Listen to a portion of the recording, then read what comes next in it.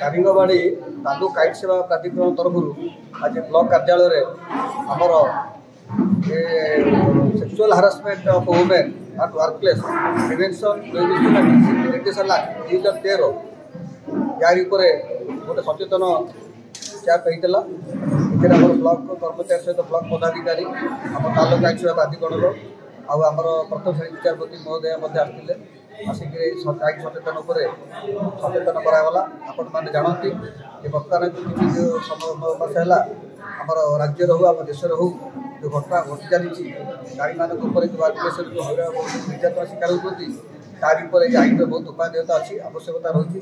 जड़े महिला कर्मक्षेत्र जब कौन सेक्सुअल हारासमेंट सम्मुखीन हुए से केमी तार मुकाबला कर उपाय से तार समाधान कर केमी न्याय पाइब तो तार समस्त जानवर गोटे मौका अवकाश गोटे आज दिगला समस्त से विषय सचेतन है।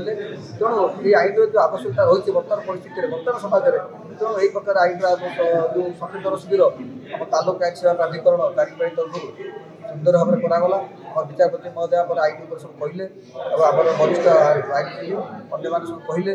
तेणु ये सेक्सुअल हारासमेंटर विविध प्रकार भेद केमिका से होमी जो नारी प्रति सेक्सुअल हारासमेंट होची से विजुआल हो भर्बाल हो फिजिकाल हो जदि किसी है केमी तार समाधान करमी से न्याय पाइब क्या पाखक जीव केमी कौ उपाय जीव ए प्रकार समस्तकर जो टे कौशल ज्ञान आम सचेतन शिविर समस्त सचेतित करागला आ समस्त सचेतित हेले।